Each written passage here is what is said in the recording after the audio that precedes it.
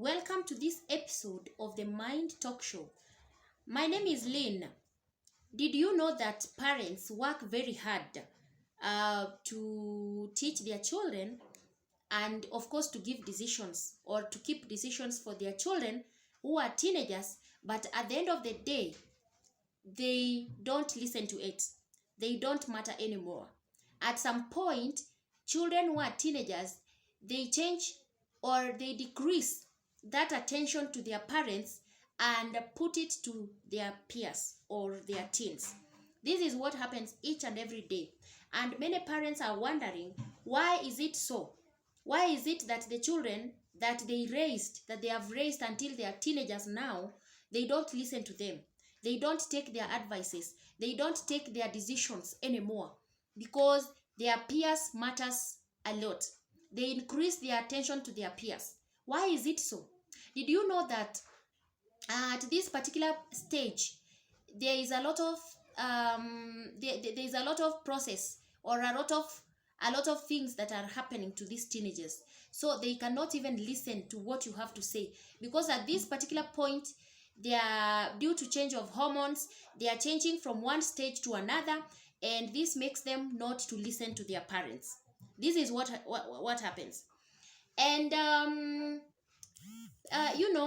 in today's episode, I want to talk about how to deal with peer pressure. I know many parents have been asking, how do we deal with peer pressure? Peer pressure has taken away our sons. Peer pressure has taken away our daughters.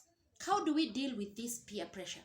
Because it has become a huge problem to parents. They don't know how to handle these children. They don't know how to handle peer pressure in their children, because everything does not matter on this regard, because these children, they adore their peers more than their parents. Anything they do it because of their peers, because they want to associate, they want to to interact with their peers, they want to socialize with their peers, and this is what matters. And they have decreased their attention from their parents. Now, peer pressure is an internal or external influence of their peers to do or to behave in a certain manner. And this has happened to even parents, to even adults who are now older. It has happened to children who are now teenagers, and it is something that is very normal. So it's not something to lament on, it's not something to be stuck on. Once you know how to deal with peer pressure, you know what to do and where and how to move on from having a teenager who is being swayed away with peer pressure, to an adult who is very responsible, an adult who knows what they want. Okay, now there are negative effects of peer pressure which I want us to look at. Number one effect is that these people, they liked school, they liked going to school, they liked they liked that aspect of mingling, of going to school, to the teachers, with their fellow students. But right now, they even skip classes, and they don't care. They don't seem to care about anything, because peer pressure has taken major of their part in life. They will involve themselves in stealing. They will steal. These are people you have raised as a parent, and they were good, they were okay. They did not know how to steal, how to do anything. If they find something somewhere, they will put it where it's supposed to be. Because I've seen so many ladies, not ladies alone, but even men, or those teenagers who are girls and boys, they steal from their fellow. You have ever heard of cases of skirts being stolen, trousers being stolen at school, t-shirts, shirts? These are things that happens in school. So these people will start because of peer pressure. They have seen their peers stealing, they will also do it, so that they can fit in that category. There is a lot of cheating. At this particular point, a child will come and trick you. They have this trick. They'll play tricks on you. They'll come and say, we are going for a trip somewhere, and we are needed to take money. We are needed to take this and such a money to our teachers, because we need to. And if you're a loose parent, if you don't consult your teacher, you will give out the money. And by the time you realize it was a trick, it is too late. The money has been squandered, all of it. Bullying is another thing where once they are in a group, once they are peers, they can bully other children, which is very, very wrong. Using drugs and alcohol is the order of the day because they follow each other. How did you feel? Did you feel high? I want to try. That's trial and error. Experiences they want. They will try. They will try these things. Now, negative peer pressure can decrease self-confidence. Yes, you heard me. If your child has this negative peer pressure, they will decrease their confidence. They will have low self-esteem. They will not consider themselves as anybody, because what is reading in their mind is that they are useless. They can't do anything. They cannot arrive. They cannot do anything for themselves. This is what is derived from their mind. And I want us to look at positive effects of peer pressure, which include excel in academic. You see, if they have this healthy competition at school, of course they will excel. And remember, you have heard people say that I used to work with someone who used to become number one. That is how I became bright. That's how I unleashed my confidence, because maybe these children, they are not confident in one way or another, but if they work with a confident person, definitely they'll have to adapt to that character, because I've told you, they copy a lot from their peers, anything that their peers does. So it is good for you to talk to your child about how to choose friends, because it is out of these friends that they'll have peer influence. You get? Development of leadership qualities, because they are competing, and your child has been put, or has been has been selected as a leader. It could be a handball captain, it could be football, it could be basketball, anything, or these clubs that we have in schools. So if this happens, they will prove their leadership skills, and it will build their confidence. You get? They will have to volunteer because of that peer pressure. They'll have to volunteer in good cause. They can volunteer in Red Cross. They can volunteer in doing any other thing in terms of schoolwork. And they participate in extracurricular activities is part of the things that they will do willingly without being pushed because of peer influence or peer pressure. Positive peer pressure can foster self-confidence. I've told you, if they'll have this positive peer pressure, like for example, someone can volunteer somewhere and do something and help a child or help another person somewhere, you see, it will build their confidence. It will build their self-esteem. Now, I know parents are wondering, how do we deal with teens who have this peer pressure influence?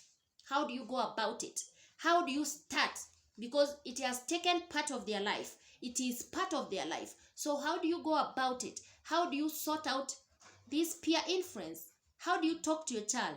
Because I told you, talking to teenagers is not the same as the way you talk to these other children, toddlers and the preschool.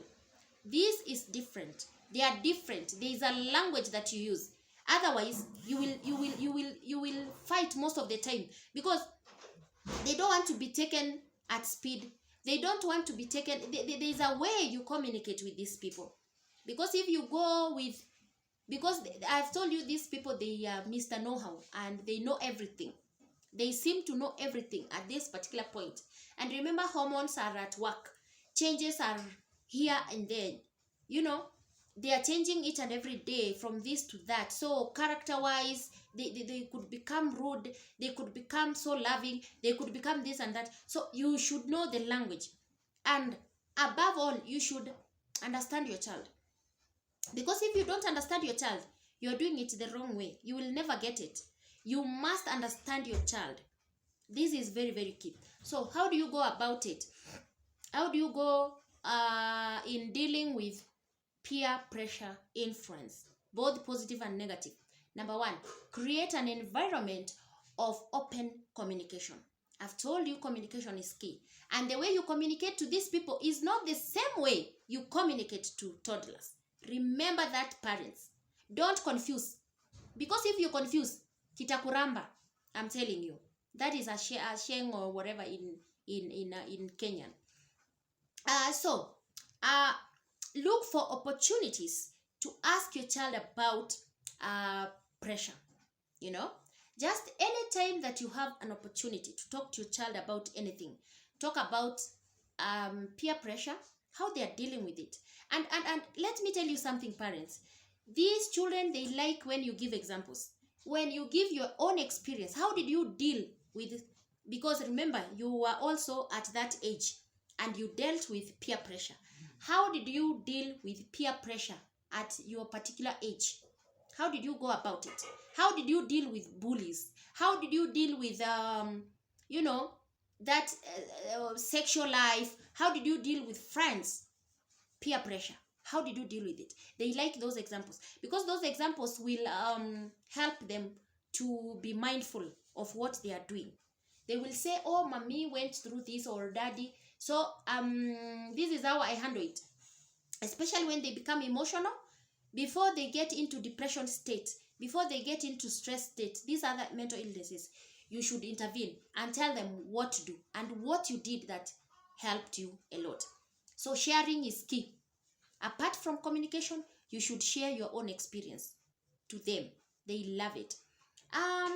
Establish a plan and backup plan with your child for situations which are very difficult or negative situations. Like you've seen your child behaving negatively, so establish some plan on how to go about it. Okay? This could be your, maybe you know their friends, and you could walk to one of the friends whom you know that they are positive most of the time when they are dealing with their things. Because at this particular point, train your children to say no where it is supposed to be said. Because I've seen so many children who are ladies giving into boys or men at this particular point because they cannot say no. But teach them that saying no is normal. Saying no is good. Where something is due, just say no. If something does not come well, does not augur well with you, say no. It's good for you to teach them. Because if you don't tell them, then who will? There's nobody who will teach them. So tell them there's a time when you say no, and the reasons why you say no is this and that. There's a time when you say yes, and the reasons why you say yes at this particular situation. It depends on the challenges they are going through. It depends on what they are going through. So depending on the challenge, you should teach them on how to say no, and of course to say yes. Make an effort to get to know your child. Because I've seen so many parents, they are just seated there. They don't know their child. They don't understand their children. They don't know the character. They don't know when their children are angry. They don't know when they're happy. And I've said this several times. These are the kind of parents who comes home and says, goodbye, son. Good night. And of course, in the morning when they are leaving, they say, good morning. Hi, how was your night? And that's it. They don't have, they don't spark any conversation. They don't have time for their children. They don't stick to the plan. These are the kind of parents who have failed in parenthood. And I'm sorry to say this because it is so wrong of you not to create time for your child. Try to create time for your child so that you can talk. Talking, communication, talking. You can do this even when you're cooking, especially ladies. Girl child, they like cooking. Even the boy child, you can take them to kitchen. One day, once they are helping in maybe washing utensils, you can talk to them. You can tell them 1, 2, 3 things that can help them. Encourage your child to seek out positive friends. Remember, you are the one who can teach your children how to identify good friends. I remember when I was in high school, I have maintained those friendships to date. The friends I had when I was in high school, I have them to date. You know the reason? The reason is I established a good friendship that is long-lasting. And this is what matters. So, teach your children how to establish a long-lasting friendship. And these friends should be positive. When they are down, they should lift them up. When they say yes where it is supposed to be no, these other children will say no, stick to no, and they will tell them, I am with you. I am with you. Yes, I've said no, but I am with you. Don't worry. Don't fear. I am with you. I'm going to protect you. I'm going to be with you.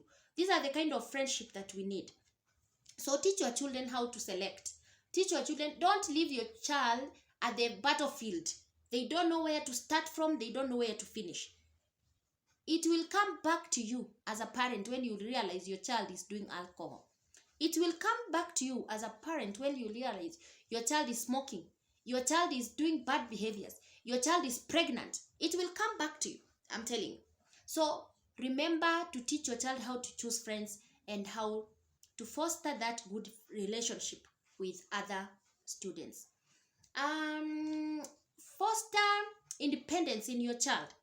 Don't be a parent who make decisions all the time for your children.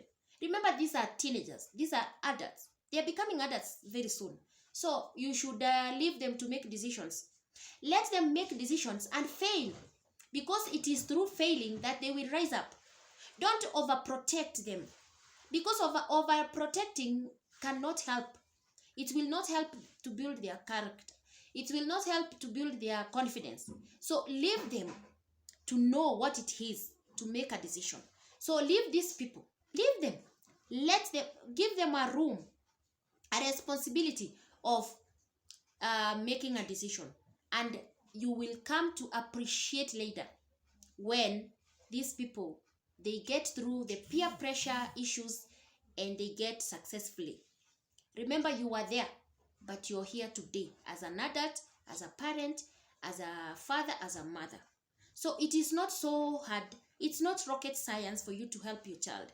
So one thing you should understand, or one thing that you should know, is that you should know how to help your child deal with peer pressure. And I've given you both negative and positive issues that arise during peer pressure time. And I've told you, due to change of hormone, these people, they are becoming adolescent, and this adolescent, they are changing, their body is changing from this to that, like it is going very fast. The time is rushing. The changes are very vigorous. They don't even understand what's happening to their body. So you should be there to help them, because one time, one day, you were there. Maybe someone held your hand. You should hold your hand. Now, I'm talking to parents who are there and they are stuck. Don't be stuck. Help your child. This is all that matters. Help your child. I wish you success during this August holiday, and I wish that you will deal with peer pressure with your son, with your daughter, in a more amicable way, and you should help them get out of peer pressure. Remember, peer pressure is not sickness. From your host, bye-bye.